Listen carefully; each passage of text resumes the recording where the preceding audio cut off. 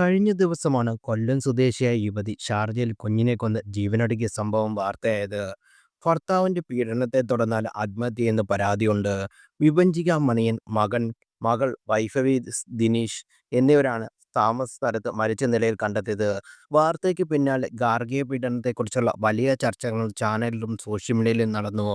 ഇപ്പോഴിതാ വിവാഹ ജീവിതത്തിൽ താൻ നേരിട്ട ദുരനുഭവങ്ങൾ പങ്കുവെക്കുകയാണ് ആക്ടിവിസ്റ്റായ ദിയാസന. വിവാഹ ജീവിതത്തിൽ പ്രശ്നങ്ങളുടെ പേരിൽ ജീവനൊടുക്കരുതെന്നാണ് ദിയാസന സോഷ്യൽ മീഡിയയിൽ പങ്കുവച്ച കുറിപ്പിൽ ചൂണ്ടിക്കാട്ടുന്നത്. വളർന്നുവരുന്ന പെൺകുട്ടിയോട് നിങ്ങൾ വിവാഹം കഴിക്കുന്നതും കഴിക്കാത്തതും കുട്ടികളെ ഉണ്ടാക്കാത്തതും ഒക്കെ നിങ്ങളുടെ ചോയ്സ് മാത്രമാണ്. വിവാഹം കഴിക്കണം എന്ന തീരുമാനം എടുക്കുന്നു എങ്കിൽ സ്ത്രീധനം എന്ന ഭർത്തൃവീട്ടിലെ സങ്കല്പങ്ങൾക്ക് എതിരാകണം. നിങ്ങളുടെ അച്ഛനോ അമ്മയോ നിങ്ങൾക്ക് വല്ലതും തരുന്നുണ്ടെങ്കിൽ അത് അവരുടെ മാത്രം ചോയ്സാണ്. അല്ലാതെ നമുക്ക് അവകാശപ്പെട്ടത് അങ്ങനെയൊന്നുമില്ല.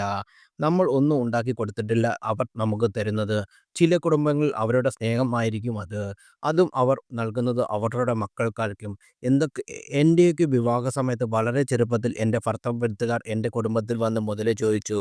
എൻ്റെ വാപ്പയും ഉമ്മയും സമ്പാദിച്ചു വെച്ചത് മുഴുവൻ എനിക്ക് നൽകി. എൻ്റെ അറിവില്ലായ്മ അവരെ പഠിപ്പിച്ചു വെച്ചതാണ് അവർ ചെയ്തത്. എൻ്റെ കയ്യിലുണ്ടായിരുന്ന മുഴുവൻ എൻ്റെ ഭർത്താവിൻ്റെ ആളും അയാളുടെ കുടുംബവും കൈക്കലാക്കി. പ്രത്യേകിച്ച് ഭർത്താവായിരുന്ന ആളിൻ്റെ സഹോദരിക്ക് വേണ്ടി ചെലവാക്കി എന്ന് വേണം പറയാൻ.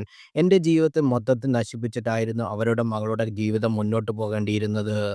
ഇവിടെയൊക്കെ തെറ്റ് എവിടെയെന്ന് മനസ്സിലാകുമല്ലോ. മിക്കയിടത്തും നടക്കുന്നത് ഇതൊക്കെ തന്നെയാണ്. എനിക്ക് ഈ ഭർത്താവിൻ്റെ കുടുംബം പീഡനം മുഖാന്തരം ഞാനും ഇതുപോലെ ആത്മഹത്യയുടെ വക്കിലെത്തുകയും ആത്മഹത്യാ ശ്രമം നടത്തുകയും ചെയ്തു.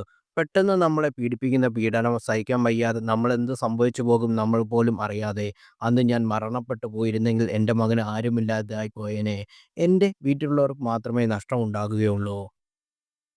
അതുകൊണ്ട് പ്രിയപ്പെട്ട പെൺകുട്ടികളെ, നിങ്ങൾക്ക് ബോധവും വിവരവും വിദ്യാഭ്യാസവും ഇന്ന് കിട്ടുന്നുണ്ട്. ആരെങ്കിലും ഭയക്കാതെ തൻ്റേതായ തല നിവർന്ന് നിന്ന് അന്തസ്സായി സ്വന്തം അധ്വാനത്തിൽ ജീവിച്ച് നിങ്ങൾക്ക് ഇഷ്ടമുള്ളതുപോലെ സന്തോഷിക്കൂ. 18 വർഷം മുമ്പ് ഇങ്ങനൊരവസ്ഥ കഴിഞ്ഞ ഒരു സ്ത്രീയാണ് ഞാൻ. അന്ന് അവിടെ നിന്ന് സർവൈവ് ചെയ്ത വരവാണ് ഇന്നെന്നെ ഇവിടെ നിർത്തിയിരിക്കുന്നത്. പഴയ ഓർത്തഡോക്സ് ഫാമിലിയിൽ ജനിച്ചു വളർന്ന ഷജ്ന ഇന്ന് ഇവിടെ ദയാസനയായി നിൽക്കുന്നുണ്ടെങ്കിൽ ഇതുപോലെ കുറേ അനുഭവങ്ങൾ വഴിവെച്ചവരോടാണ് ദിയാസന കുറിപ്പിലൂടെ പറയുന്നു.